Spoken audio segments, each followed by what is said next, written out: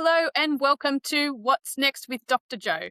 This is where rule breakers, system shakers, and beautifully conventional and unconventional career stories live, so that you can begin to imagine a world of work that is right for you.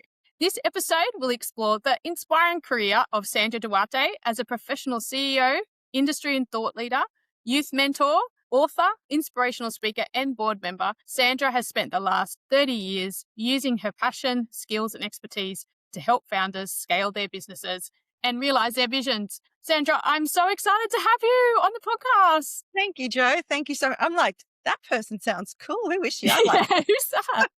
I want her career. Well, thank you. It's an absolute pleasure to be here. And thank you for having me as well. It's an absolute honor. Yeah. And just the brief conversations we've had have been so inspired by, your career and how you started. And I think you just have such a wealth of experience to share. So I'm so happy that you've come on What's Next. And also we're going to be talking about manufacturing, which I absolutely have no idea about. So, and I'm really, one of the things I love about doing this podcast is just finding out about different careers that have never come into my world at all, and really share what they're like. And I think it's really important for us to have these conversations around all those different options out there, so young people and career changers can open their mind a little bit to what might be out there for them. Absolutely. And I also think with the young people, sometimes they look at, business leaders or CEOs and they think, oh, it must have been really easy for them, or they've had a really lucky career. And little do they know that,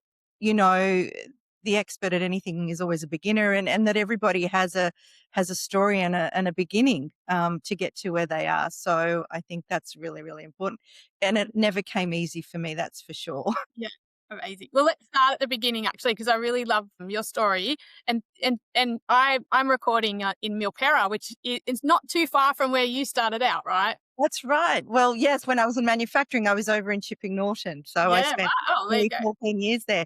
But I guess for me, it was always a little tricky. I grew up, my parents were migrated to Australia from Portugal. And I was born here, but I couldn't speak a word of English until I went to kindergarten. So I was, I grew up very much feeling like a little wog girl, and so I grew up, immersed in two cultures. And when I went to high school, I was an average student, but I was riddled with self-doubt and, insecurities, and I never thought I was good enough. Mm. And, I always wanted to be in advertising. So that was my sort of dream job, was actually to be in advertising. And my parents wanted me to be a dentist. I'm an only child, so they had these really high expectations. Yes. So they wanted me to be a dentist. So I was pretty devastated when I was in high school, because when I did my HSC, I actually didn't get the grades to get into university and do communications. Right. So I was really distraught and I was really confused. No idea, well, what am I going to do? How am I going to get there? And in those days, I mean, it was early 90s. We didn't have things like the internet and Seek and all of that. So back in those days, we had what we called the yellow pages, and it was a very big brick of information, and it had all the businesses listed and whatnot. So I was quite desperate. Remember, my parents couldn't help me. They didn't really understand language or anything. So I pretty much took it upon myself and wrote about 100 letters out to advertising agencies, publishing companies. And I looked them all up and I typed them all up, because back in those days you had typewriters. I was going to say like a literal typewriter. Typewriter, and then you'd photocopy them, and then and you personalize them and you'd send them out. And so I remember just being so devastated because I didn't get the replies. I didn't get many replies back. And if I did get a reply, it was like, thank you, but no thanks, we don't have anyone. And I was looking for an internship. I was just looking for an opportunity. Yeah. And I think one of the keys is that everybody knew that I was looking to work. I wanted to get myself an opportunity to work in an industry that I was interested in. And it just happened that luck, somebody I knew somebody who worked for a publishing company. I went for an interview. I was 17 at the time, because I finished high school at 17. And I went for the interview in Mossman, and I remember really being nervous and, borrowing some of my mum's clothes at the time. And so I went in for the interview. They loved me and they thought I was great. But then it was like I didn't have the experience. thanks, but you don't have the experience. And I just remember in that moment, and remember, I'm not really confident and I'm riddled with self-doubt, but something in that moment just came over me. And I actually turned to the director who was interviewing me and I just said to him, look, can you just give me a chance? Let me work for you for a month. You don't even need to pay me. Just let me come in here for a month and let me just show you that I'm willing to learn and I can be a real asset to this business. Yeah. I don't even know how that happened still till to this day, but something happened and I put myself out there in that moment. And I think he was so taken back by that enthusiasm that that landed me my first break. I actually got the job and they did actually pay me. So I started as a Girl Friday, which is like Yeah. an admin receptionist in those days. Okay. Yeah. And so I quickly, I started to learn and I was studying at night. So I was working in the day and then I was doing advertising and studying marketing at night. And so was that through TAFE or like what Yes, it kind of was study? through TAFE. Yeah, it was through TAFE. So I was studying at night and working in the day. And I think I was 18 when I started the job because it was just in the new year. And I think Mhm. by the time I was 21, nearly 22, I was running a production department of like 8 million people I was in charge of. So I really then realized in that moment that I had this special gift. I was very organized and I had a way with people. Yeah. So I felt that that sort of took me on that career path where I realized that there was this natural talent that I could lean into, that I got on really well with people, was able to get Yeah. to do what we needed to do. And so I spent 17 years working at that company and I worked my way up from Girl Friday to the general manager. So we went on to win Australian Tourism Awards. And so I was working for a publishing company. And then in 2008, I left and I went to work for a manufacturing company in Mascot, Mhm. and they were a print manufacturer and they were going through a really hard time. So I went over and pretty much helped them sort of unpack the business and look at where the business was struggling. And I got very involved in helping scale and grow that business. Mhm. So it was a print manufacturing business. I was in publishing. So I was on the other side. I was working with print manufacturers in my career to get the books published and whatnot. So now I'd actually transitioned across and was actually now working in print manufacturing.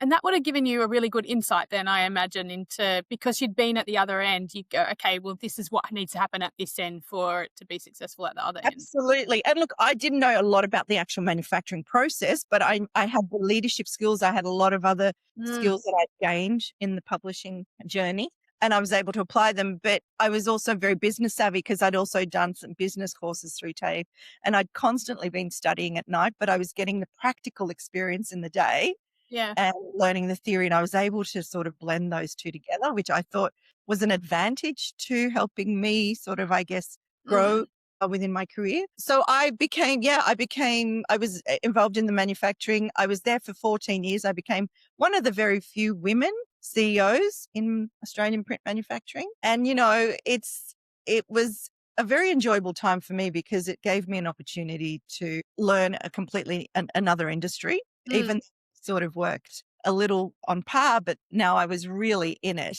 and learning about the different technologies and whatnot. And also being 2008 when I started, it was the GFC. So things were pretty tough. Yeah. So I was able to work with the director and the founder, and we actually pivoted the business and invested in some really great technology. We moved the business from Mascot to Chipping Norton, Mhm. a larger space. And I went to Germany to buy one of the largest printing presses in the country, which was fully automated, 30 odd meters long. I mean, this thing was like the Ferrari of printing presses.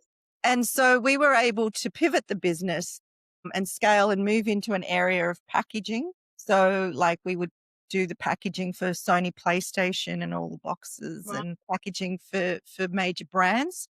So it was an incredible journey for me. There was a lot of learning. I was also really involved in moving the plant and setting up a whole manufacturing site. So it was great. And I was always very, very, I felt fortunate because the trajectory of my career happened when when that director of the publishing company gave Mm. me the opportunity. Yeah. So he believed in me. He gave me an opportunity and allowed Yeah. me to sort of go off and do what I do. So that's always stayed with me. So Yes. I feel like I've always wanted to give that back. So that's why Yeah. I'm really passionate about the young people and the next generation and about helping them and about being that person too for them that sees them, believes in them, and wants to give them opportunity. So when I was in manufacturing, I would connect with schools and we would organize school groups of Mhm. students, I think from year 10 to 12, to come in to our manufacturing site. And we would take them through the entire gamut and basically explain to them all the different departments, all the different opportunities, Yeah. career paths. We'd always encourage young people for apprenticeships, either the apprentice or to Mm. learn bindery or finishing, Mm. because manufacturing's not as old and dirty and dusty as Yeah. we all think and we remember. I think manufacturing has changed a lot. Uh, Yes. and these days it's very automated. There's a Yeah. lot of great technology, Yeah. and I just think it's something that we need to promote more and Mm. let young people know more about so that they also feel that they've got added opportunities in the workforce. Yeah. Okay, there's a I have a few questions because one of the things that I think, like, yes, he gave you that opportunity, but also there was something in you that said, I need to, like, actually ask for this opportunity. And Correct. that's one of the things I've noticed as an educator, the change in young people is that fear around asking. Even, was talking to a few young people last year who were trying to get, just work experience, like year 10 work experience, and the only thing they would do is email. And I would say, well, you need to, like, you know, suggesting that they turn up, that you show your face, and that they were so full of fear Yeah, to do that. So I absolutely. think, yeah, So true, and I see that a lot, and what I say, and I've gone to some schools as well and done some talks, and what I like to say to the next generation is, unless you ask, the answer is always no, right? And you yeah, have to be willing to put yourself out there. And I, in that moment, as fear-riddled and as insecure and all the self-doubt that I also had, in that moment, I wanted that job. And I yeah, felt that, what's the worst that's going to happen? He could say no, but he didn't. He said yes. And that changed the entire trajectory of my career. I mean, yeah, I always think if that probably hadn't gone that way, I don't know, maybe things would have been different. Who knows? But I think yeah, young people have to understand that there are other people going for these opportunities. And I was also up against people with experience and yeah, people who had that. But I think what they saw was that there was this willingness, there was a passion to learn, and I really wanted it. So I say to young people, if you want something, you need to ask for it. You need to, even I know that this generation is all about emailing, but yeah, even the phone call or even if yeah, it's in. And I said to some people too, sometimes you might be up against 4 or 5 others or 10 other people for an interview. So what makes you different? yeah, Sometimes it is leaning in and saying, "You know what? I'd love to spend a couple of days here. Would you be able to just let me observe for a day or 2 and come in?" I think a lot of these business owners, leaders today, they're looking for a little bit of initiative. yes, They're looking for a bit of that fire in the belly and that determination. mm, So I think that when you're young, it's scary and we're all afraid of the rejection and we don't feel we're good enough. But I think it's really leaning into putting yourself out there a little and yeah, not being afraid to do so. Really, what's the worst that's going to happen? You're not going yeah. to be worse off. And I think it's the resilience of the rejection too, because you'd written all those letters, Yeah. you'd had multiple rejections. So Huge. it wasn't like this was, even though it might have been the first time you asked in person, you had been rejected like a lot by your Probably, university. yeah, all of them. I didn't get any jobs from any of those letters. Yeah. So but you have to, if you have that goal and you have that passion, it's just to keep going, and then the right person will say yes. You have to keep showing up. Yeah. I think it's really important and consistency is key. And I think that rejection is really important too, that Mm. because things aren't always going to work out the way we want. That's just life in general. That's not just when you're young, that's when you're older as Yes. well, right? Yes. So Yeah. I think that they really just need to stay consistent. And if there's something that they want, they just need to stay on top of it. And even if it's not now, it may be later. Yeah. Can I also go back to this moment where you've left the publishing company and then you've that, because that I would imagine would have been a big risk if you're general manager of a company and then you're heading over to somewhere that's failing. What made you, and in an industry that is aligned but is new for you as well, Yeah. what made you take that? Like, had you been looking for multiple other jobs, or what was it about that job that I had built, and because I'd been in the previous company for 17 years, I'd worked yeah. really hard, I'd studied really hard, and I'd also, I'd made a name for myself. And so I'd worked with many manufacturers who knew who I was from Mhm. what I was doing. So the company I went to work for was actually used to be one of the clients and people that I would also give some work to. So they knew who I was, and they'd Right. asked me to come across and work with them at that time. And I actually really enjoy a challenge. So for me, I actually love fixing things. That's Yes. probably my career, is that it's always about fixing and how do we do better? How do we grow? How do we problem solve are probably the things that excite me the Mhm. most. And so when he asked me to come across, it was closer to home. I had two young daughters at the time. So there were decisions that, sort of swayed me into that. But I can tell you honestly, when I went into manufacturing, I think that first month, Yeah. I think I must have cried a couple of times at home because I was like, wow, this is so different. I'd come out of Yeah. sort of corporate and I'd gone Yes. into manufacturing with machinery, you know, it wa- it was a completely different dynamic. Mm. And I was female, and it's a very small percentage of females in manufacturing, especially at that time. I mean, we're seeing a lot more today. Yeah. I was determined. The founder was really highly passionate and driven, Mhm. had a Mhm. vision. Mhm. I wanted to be part of that. So Yeah. I was like, okay, we can do this. And, it took some time. It took a long time. And there was a lot of mistakes and there was a lot of failures along the way as well. But we were able to turn the entire company around, pivot, and really bring it to the forefront of Australian print and packaging manufacturing. Whereas if we'd done nothing, it probably wouldn't have been around today. Yeah. Because printing, commercial printing, is being overtaken by a lot of the internet and a lot of Mm. online presence. We're not seeing a lot of people printing a lot more. So pivoted into the packaging, because packaging is something, and point of sale, that is a growing industry and it's a growing market. Yeah, I did think that when you were talking about printing and then when you were talking about packaging, I was like, "Oh, of course." Like, that is certainly not going anywhere No, anytime soon. correct. Yeah. And we had a niche market, so we were actually able to buy some of the one of the largest machines in the country that came from Germany, which Mm. no one else was doing. A lot of that work was being sent to China. Yeah, So we right. were able to bring back over $1 million worth of work from China into Australia, so Mm. helped the Australian manufacturing industry. And it was very niche because there was not many people doing it. So it was really, really great. And I was always very big about hiring young people. So I think my story has always given me a real soft spot for young people, because they're really not given a chance. And how are they supposed to get the experience? Mm. We're saying, "Oh, look, they're too young and they don't really." We do. And I think skills you can teach. Mm.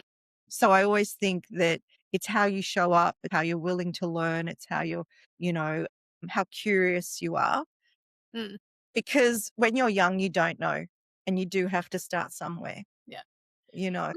With a career like manufacturing, which, a lot of people might not have had experience or, like, not understand what it is, I just wanna ask a question around how would you go about manufacturing or any other industry, how would you go about trying to find the breadth of and depth of jobs in Well, I something don't like that? Where, you might be, someone like me who's a humanities person, like, I would never have thought about manufacturing, but I can imagine, everything I've learned, that there would have been place for someone like me who's a strategic people person that, you know Yeah.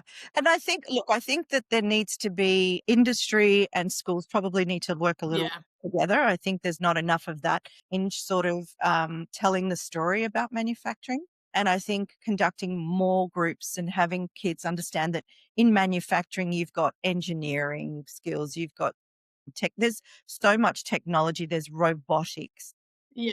there's design, there's leadership, there's accounting, there's customer service. There's a wide range of skills that fall under a manufacturing company. Mhm. And I know that TAFE, back in the day, TAFE would there was some apprenticeships as well for Mm. printing apprenticeships and bindery. There's not as many these days as there used to be. And I think that's the work that the industry and schools and these educational institutions we need to do more of, Mm. because I don't think there's enough being said about opportunities in manufacturing. Yeah. So is there a need for the apprenticeship? So it's just that they're not being offered? Absolutely, because then we've got all these great skilled people who are aged and skilled Yeah. and there's not enough coming in. We're losing a lot of those skill sets. And I know myself with when we installed the big, large press and we had Mm. in Germany, their technicians come out to do training. A lot of the people that I put in play were younger people because a lot of the aging generation, they're Mm. retiring eventually and they're carrying on those skills. And if we're not sort of fulfilling them from the other end, it's not good for our industry. So I think there definitely needs to be more advocacy for young people in manufacturing because it's not that it's clean, it's not like dirty factory floors, high intense labor Yeah. like it used to be. And Yeah. it's part of something that's tangible. I mean, Mm. manufacturing creates food and then pharmaceuticals, and Mhm. there's so much tangible products from manufacturing. And I think it's also something that helps our own Mm. economy and Australia in terms of growing. So I think it's something that we need to do more of with schools as well, and industry needs to get more involved in. I know the printing industry has quite a number of programs and for emerging young Mm. people to get into that industry because you've got design skills in there. You've got people that are doing pre-press who are doing industrial engineering, Mhm. so there's some really great skill sets that are required in engineering, new product development, research. So there's a wide range of skills, definitely. But I think schools need to do more, and I think industry needs to go to sort of promote it more to the young people. Yeah. So I wanted to talk about that a little bit. Like, where does the push need to happen? Because it's not just manufacturing that has this skill shortage. A lot of the conversations I'm having is that, you know, they're, I hear both. I hear young people say, I can't get a job and I apply for all these jobs and I don't get them. And then I hear industry say, we can't get the talent, we don't have young people applying for us. Where there seems to be this mismatch in the conversation, and I want to kind of understand a bit more, where does that have to be industry putting themselves on the line and saying, okay, we need to create opportunities for apprenticeships? Is it the government and institutions like TAFE and universities to, Absolutely. I think it starts there too. There needs to be, yeah. and I think that, and I've seen that over the years, and this was something that we talk about is that Mm. when I was in manufacturing, certain apprenticeships were no longer being continued. So Yeah. the opportunities aren't there for students Mm. generation to take. How do they get on board? So we really do need to create those opportunities in Mm. terms of study and education for them that will then allow them to go, whether it's into manufacturing or whatnot. Mm. There's a lot of crossover skills.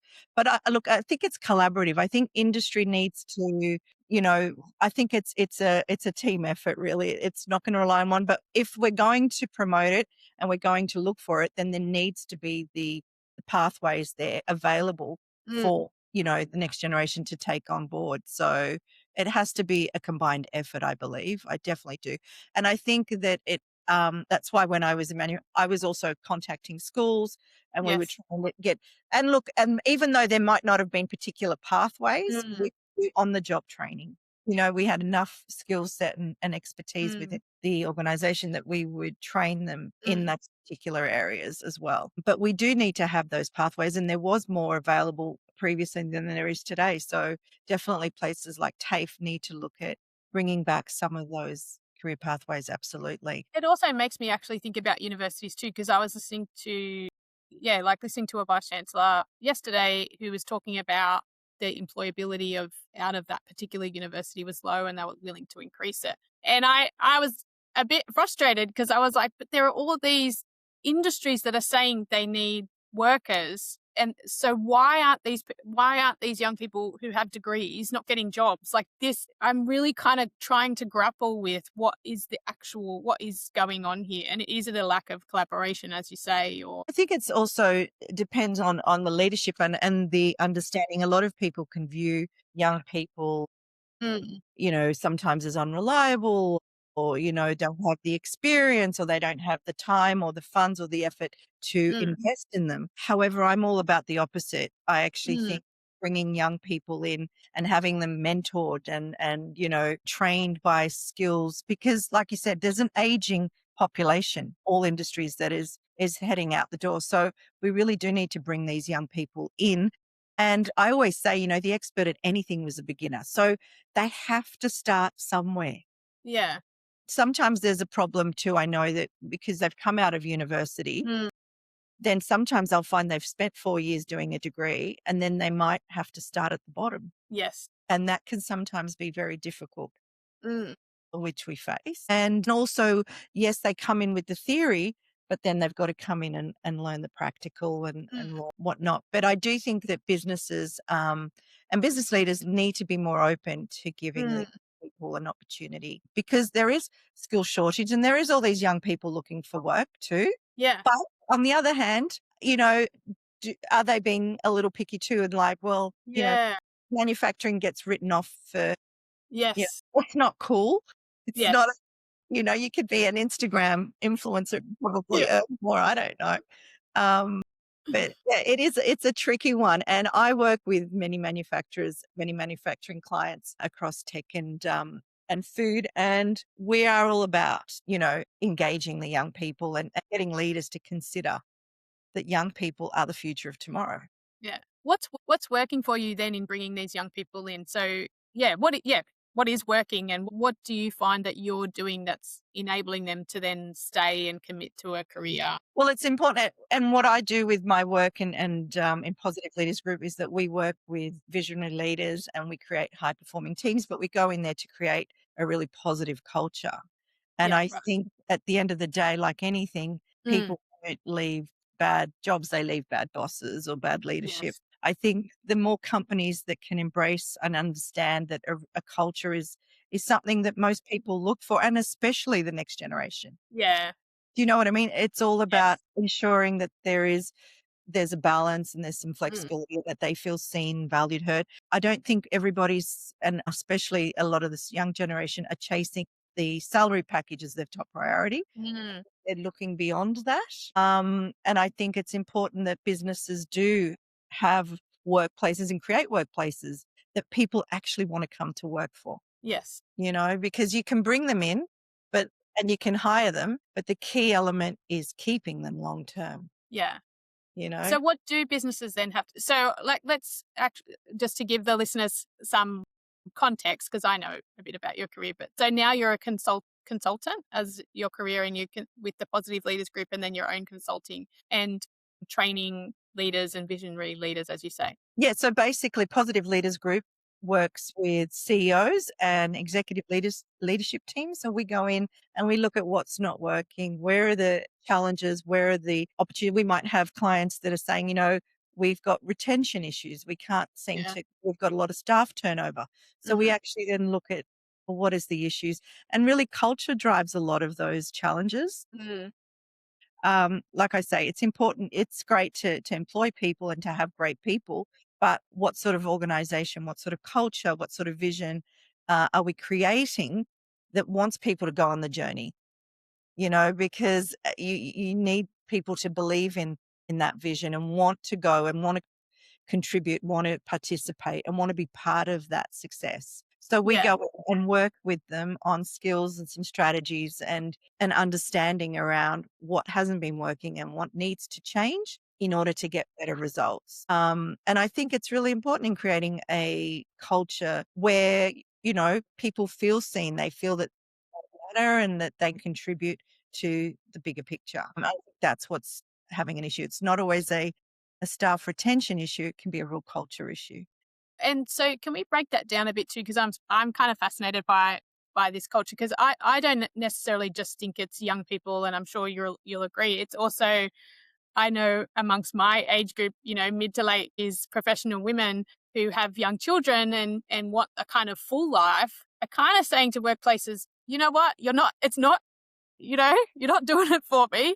And are either going out and creating their own work or trying to find companies that are going to appreciate what they have to bring and understand that they're part of a family that they also want to spend time with. And so I know young people are really driven now by value and by feeling very valued and feeling like they are a part of the team and can see a kind of future there. But I think also, yeah, I think people in their us younger Gen Xers, older millennials are kind of going, well, yeah, us too. Like, Absolutely. It's changed. It's dramatically changed. It's gone away from that whole command control, we need a job and whatnot. yeah, It's very, very different. And I think we've seen that after COVID. yeah, I think after COVID, things changed so much. And even with the hybrid yes. work, that once you go down a certain path, it's really difficult to come back. Yeah, because you can't say to me anymore, I'm not productive at home. Like before Absolutely. COVID, you could make that argument. Oh, we can't. But it's like, no, but I actually can be productive at home. I can be, actually quite successful when I'm working from home. So you have to sell me the reasons why I need to come into the office. And that's the difference in the dynamic now, right? Yeah, Because the employees are going, why do I want to work for you? And why should I? yeah, Whereas before it used to be, you work for me, be grateful you've got a job and yes, you just put up and shut up. I think the whole dynamic has completely changed now. And that's one of the things. It's really about balance and ensuring that you're aligned too with your team, because it's always people drive processes and yes, people drive companies. Without people, there isn't a business. So we say this to leaders. It's mm, really important that you have people who work for you, but it's mm, also important that you understand how you get the best out of those people. What do those people need from the business in order to be able to perform at their best? mm, Or if you're going to work your best and you're going to be more effective for me working from home a few days a week, why would I take that away or not want to give you that? And then mm, have you in the office 5 days against your will, where I know you're not going to be most productive. You're going to be resentful. You're just going to be doing your bare minimum. And at yeah, the end of the day, the company, it affects the company. So I think definitely there has to be some consideration both ways these days. It's about finding that fit. And it's about finding the right person that is aligned with the business. Do they actually believe in where you're mm, going? Does the business itself stand by its values that it speaks? yes, Or is it just lip service? And people can tell that very quickly these days. But yes, you have to be able to, walk the talk, because people won't stay very long. We're seeing that people are changing jobs because not necessarily for money, but because that job over there is actually willing to work with me in terms of, I may have a small daughter, I might need to leave early on a Friday or whatever it may be.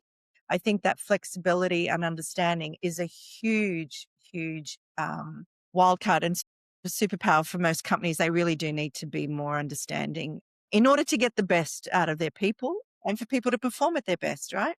And I think you're right. Like you said something, it's about being upfront. So if you are a business that needs, your staff on site and that's what you need and that's okay, but you need to be very explicit about that when you And are then there it's finding a interviewing. common ground or finding a compromise. Or Yes. maybe sometimes that job may not be the job for you as Yeah.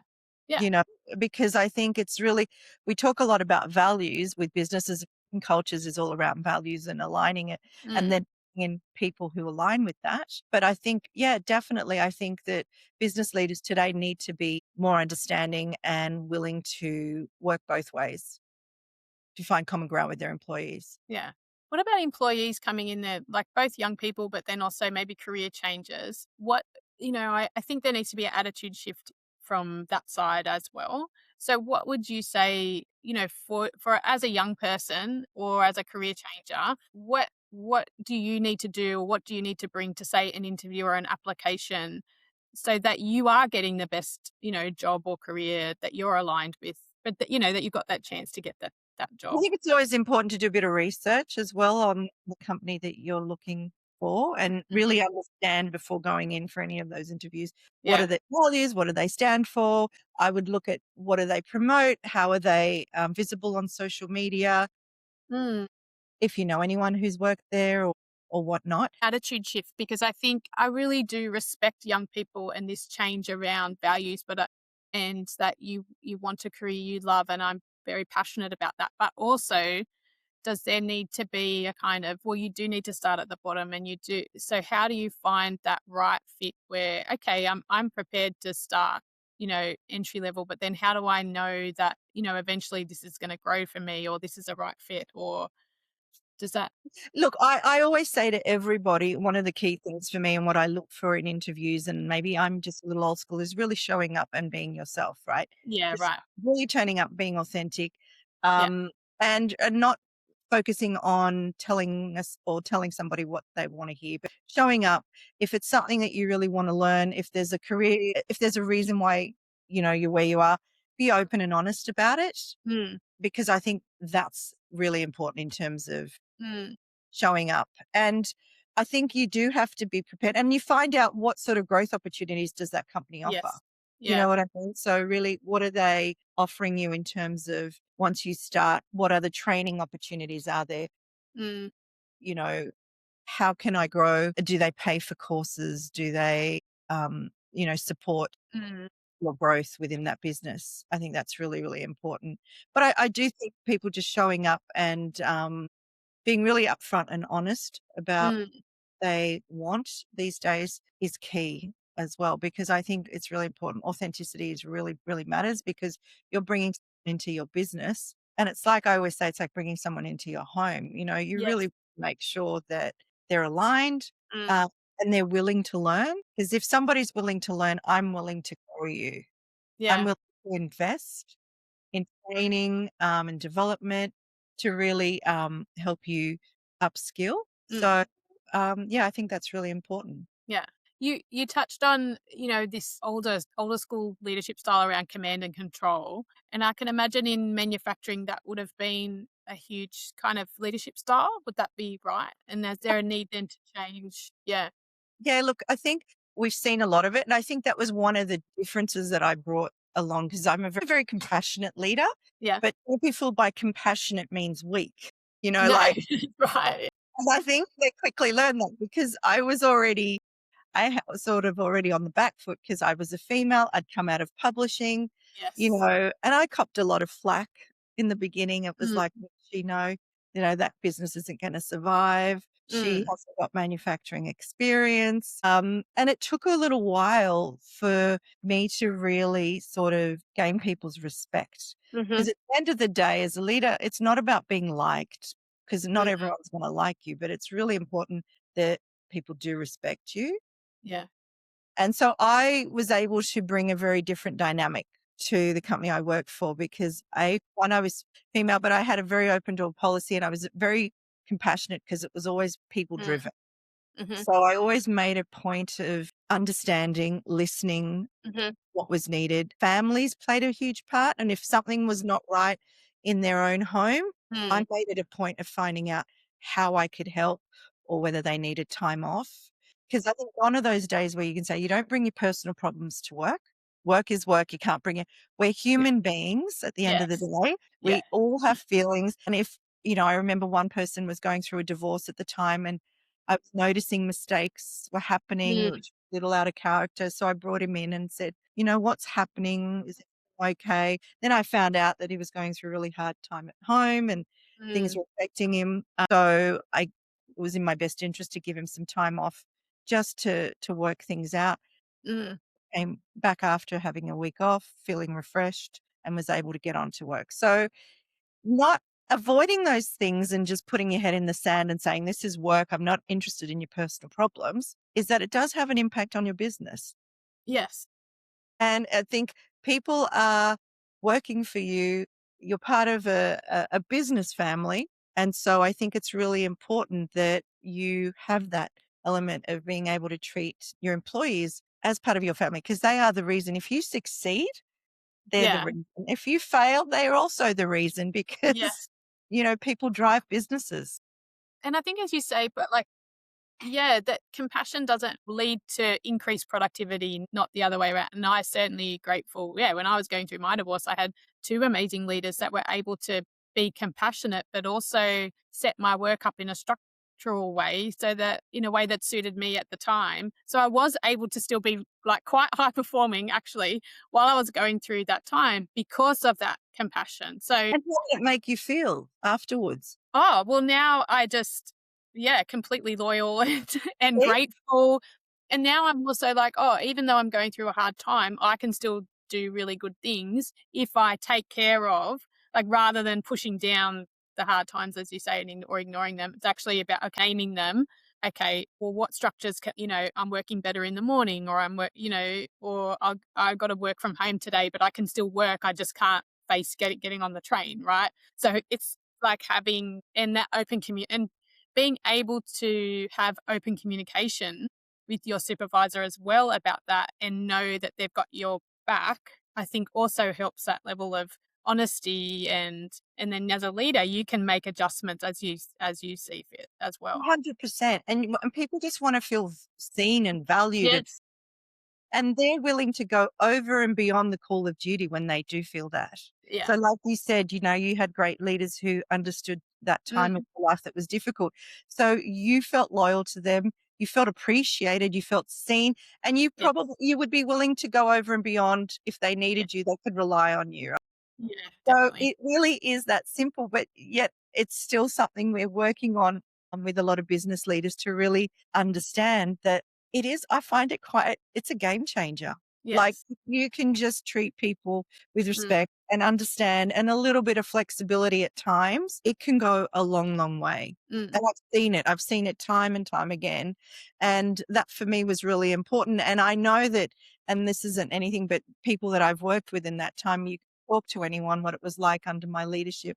And they will say is that I did feel it was important to hear people and to yes. really accommodate what needed to be done. And where I could, I always would. Mm, Absolutely. Because I think that is how you get people to show up as their best. And they also just want to feel that they're contributing and the hard work that they are doing is also being validated. So mm, even things like just the thank you at the end of the day would be really nice. It costs nothing and it would be just thank you so much. And then what I'd find is because you're so willing when you do need that person for an emergency, we need them to work late or something's happened and you're in a bit of a bind, you could yeah. call them and say, "Hey, Joe, I really need," and they'll be like, "Sandra, not a problem." Yeah. Absolutely. Yeah. It's a give and take, I believe, but it's really important. Mm, Yeah, compassionate leadership is something definitely that I'm very much all about. And like I said, people often confuse compassion with weakness, and it's not. I no. think just it's a very different way of operating. It doesn't mean you're soft and you're just going to let everybody walk all over you. It just Mm, means that you are really willing to hear and listen to people when they might need something yeah. rather than Um just, Well, I'm kind of guessing the people that would employ you as a consultant would be really open to these changing leadership styles. But I wondered if you had a story around a change that a business, went through by being able to take some of this advice around changing their leadership styles or changing their culture that might have been a bit resistant at first, but gave it a go and then saw a good result. yeah, look, we've had a client where we've gone in, and usually where we go in is usually when there's challenges, and we really go in at that high end level where we Hmm. support CEOs or the founders because Hmm.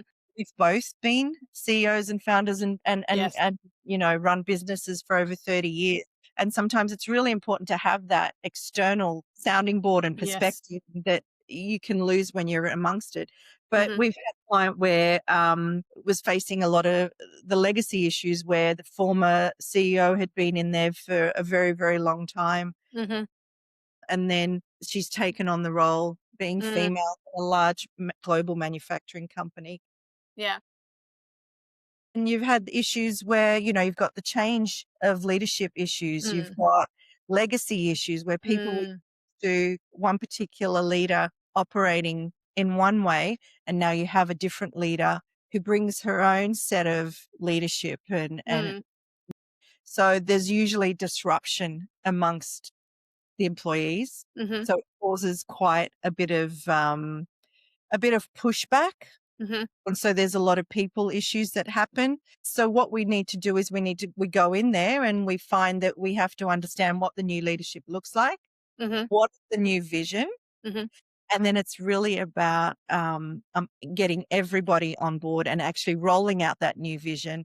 This Mm. is leadership. This is where we want to go. This is how we'd like to go.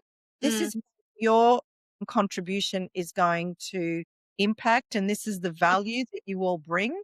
So Mhm. it's about rolling out the narrative and the story and the journey that you want to take people on, and it's Mhm. about taking that journey together. So we'll go in and we'll roll out a vision. We usually will do a what we call a pulse check. So Mhm. go out and talk to the team one on one, Mhm. and we have the leader as well, because sometimes the leaders think, oh no, my staff are great. They do. And then when you talk to the staff, Right. we're Yeah. completely mismatched, right? So Right. everything that we do and with businesses, and I think if we have to simplify, is getting everybody aligned in their values, Mhm. aligned in vision, and Mhm. purpose, and then making sure that the team and everybody that's there has got good buy-in and feels excited, Mm. because then it's no longer about who's leading, it's about where are we going. Mhm. So, because we get caught up in, and so we need to usually go in and we need to sort of settle those changes that usually happen. So it could be, in that case, it was a bit of legacy issues where someone had Mhm. been time, someone else is now coming in. We've got Mhm. disruption amongst us. So we've got confusion, Mhm. knows what's happening. So it's all about bringing people together, aligning them on where you're going in terms of direction, getting the buy-in and getting everyone excited about it, because they all contribute. And how does this impact them? How does it impact their families? How does it impact the community? How will it impact the industry? Mm. And that's the work that we go in and do. And that's an example of one. We have another one where we've, um, you know, Right. So go in and really, again, understand, talk to people within the business, Mhm. find out what's going on. And as I said, with staff issues and things like that, it's usually back to culture. Right. So they always stem from something. It's either culture, lack of vision, you Yeah. know, lack of understanding. And it's really about going in and making sure that we look at where the areas and the issues are, and actually put in some tools and some training of how to eliminate or minimize the current problem. Yeah. So where do you think culture needs to go then, like for the younger generation and for those career changes? What does that actually look like? Because I've seen this post on LinkedIn every now and again that says it's no longer about salary packaging or offering gym memberships, or it has to be something more tangible now for people to actually value that, addition to the salary. Yeah, look, culture is really the end of the day when people show up for work, and we spend most of our time at work Yeah. than anything else. It's they do really want to feel that they're contributing. They do want to feel valued, Mm. feel seen, and they want to feel heard. I mean, I think those three things are really, and if a company provides that, Mm. I'd say that they're already, I mean, everything else is just bonus if you get the gyms and that, but that it's Right. not what it's all about. It's really leadership that is someone that takes on board some ideas that you feel that you can approach Mm. issue, you feel that there's space or management there to allow you to, if there's something that's going on that you need some Mm. support, or if you've got a great idea you'd like to present, that Mm. those ideas are welcomed. But I always say it comes down to people feeling seen, Mhm. valued, heard is really the start of what they would think, okay, this is a really good place to be. People just want to feel that they're also contributing, that their effort is Mm. making a difference. And I think that's what really starts to drive a good culture. And then it's how you feel when you're in the place as well. Yeah. It's how does it feel? Yeah. Because you can feel a toxic culture. Well, I can Yes. walk into Yeah. an organization and I can feel it the moment we walk in. Yeah. Wow. Feel it when we're doing a site tour. We can Yeah. feel it just from the vibe. We can feel it from people's body language. We can feel it interact with us. Yeah. And we can tell straight away that, wow, something's going on in here. And there's other places we walk into. I walked into one place, a large one, and from the minute I walked in, from the Yeah. reception through everywhere else I walked in with that department, Yeah. I was just feeling elevated. People were Right.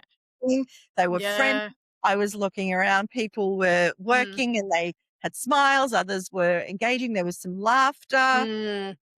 Work can be fun, Yes. it doesn't have to be, all seriousness. So culture is really all about how it makes you feel. Yeah. You feel when you're in that organization. And I think Mm. at the end of the day, like I said, those three things are key. Where you feel seen, where you feel valued and you feel that you're heard, I think it's a great start. But definitely culture starts from the top down. Yeah.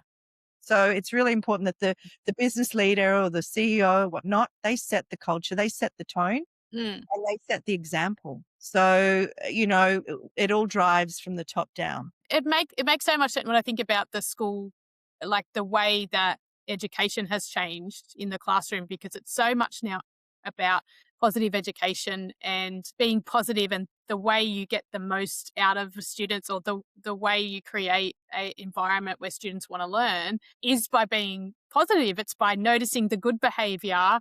You have to, and managing the not so great behavior in a really respectful way. And so it does make sense then that all these young people who have had 18 years of, schooling in an environment where they're being told you're valued, and to then go into a workplace where the boss is like, you do as I say, Yeah, yeah. and it's not going to work. They're going to be like, no, sorry. Yeah, Yeah. you wanna work in a place that feels positive. I mean, the Yeah. state that you show up in is the energy you bring, right? And I Yeah. and I love that you go into some companies and it's like, wow, you feel great. You walk in, you're like, I Yeah. wanna be part of this. Yeah. And you can tell the culture straight off the bat. I Mm. remember even my daughter when she was at university at Notre Mm. Dame, and I went in with Hmm. her on an open day, whatnot. Yeah. I was like, "This feels great. I wanna come to university." Yes. The minute I put foot on the grounds, Yeah. it was high energy, people were Mm. smiling, everyone was Mm. passionate, people were talking, it was engaging, Mm. um, and it feels good, and imagine how much great work you do when you feel good when you go to work. Yeah. When you Like, want to you go are there. Yeah. dancing, you are driving Yeah. creativity, you're thinking, Yeah. you're working twice as Mm. hard without even feeling like you are. Mm. And I just think that it is really important. Culture drives everything. You Yeah. know, culture drives productivity, it Mm. drives retention, it drives everything. And I think gone are the days where, work was you came in, you got a salary, you need to be grateful, command and control, you work for Yeah. me. Yeah. It's changed and it's never gonna go back. No. And I think that we're seeing a different generation come through who Mm. think differently as well. Mm. 24-year-old and a 22-year-old daughter Mhm. very differently. Culture Mm. is ill for them, and they won't tolerate or go into a place that feels like it's restricted or Mm. they're not feeling valued or heard. It's a different generation. They think differently, and I think that that's the way that, the business landscape also needs to head Yeah. because it's these young people coming in. They're the leaders, the future leaders of tomorrow, right? Yeah. Yeah. And if you want good people, then you need to have a good culture, and yeah, take into account these values that this younger generation are coming in, which is about, as you Absolutely. say, being seen, being valued, seeing a pathway as well, like seeing a progression. Oh, Well, okay, I can see if I do this task, this is going to lead to another task, like having some understanding about where their career might be going. yeah. All of those things are really, really important, and more important than necessarily pay, in the beginning. And I don't think the pay doesn't rank. I think it's nowhere near as first ranking, and I think it was a third or fourth these days that people look. Yeah. They really are looking for flexibility and work culture, work life balance as well. Mm. And really, at the end of the day, it shouldn't matter. I think as business leaders, we want outputs and we want outcomes and Mm. productivity and profitability. Yes, and people drive all of that. Mm. So I think if you can bring people into a real positive state where they enjoy working for you and contributing for you, the rest is a given. Well, this has been a great conversation, Sandra. I still have so many more questions I could ask you, so maybe you can come back for like a part two. It was so great to hear your story, how important grit and determination is, and then being a part of this, such necessary change in leadership, and having such a amazing impact on our leaders here in Australia and on manufacturing. Yeah, thank you so much for coming on the podcast. Thank you so much, Joe, and I really appreciate it. And I will just end with one last thing for Yes. young people. I just really want them to know that, it's really important just to keep showing up, to Mm, keep learning, to keep growing, and really don't be afraid to put yourself out there, because what's the worst that can happen? And I always say, like I said earlier on, is if you don't ask, the answer's always no. So, and don't feel that, yeah, you have to have it all figured out right now, mm. because career paths, it's all a journey. Absolutely. Yeah, career paths change and just do what feels right now and you never know where that's going to lead you. But yeah, always knock on Absolutely. the door. No, but yeah, just trust in the process, and it'll always work out. Amazing. Thank you so much, Sandra. We'll Thank see you you so later. much. I really appreciate it. Bye bye. All right. Thanks, everybody. Bye.